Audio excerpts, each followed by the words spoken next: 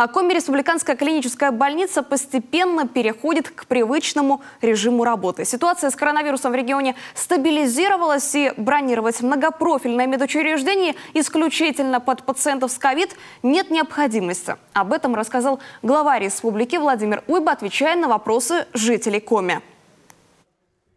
Коми республиканская больница возвращается к прежнему штатному режиму работы.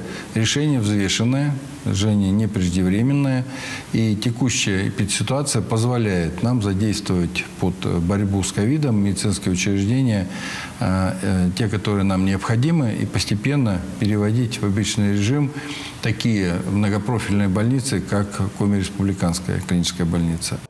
С марта возобновлена работа выездной бригады станции переливания крови. Заборы делают с соблюдением всех санэпидтребований.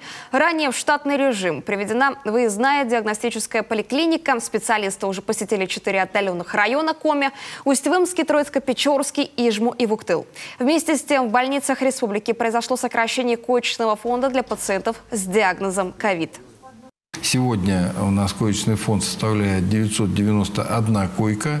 Сократили мы 1305 коек с начала 2021 года. Это, в общем, очень серьезно. Но при этом мы четко совершенно понимаем, если вдруг будет ухудшение эпидемиологической обстановки, то мы очень быстро, сроки для нас сейчас это несколько дней, мы снова можем дополнительно развернуть порядка 1000 коек. То есть в этом смысле мы сейчас научились как это делать. Поэтому, уважаемые жители, не волнуйтесь. Идут разговоры о каких-то еще подъемах, там, весенних. Мы прекрасно оцениваем ситуацию, знаем, понимаем ситуацию и в случае необходимости дополнительные койки развернем.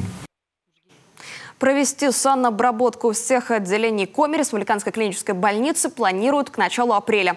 И тогда она заработает в штатном режиме. Врачи смогут больше времени уделять лечению именно плановых больных.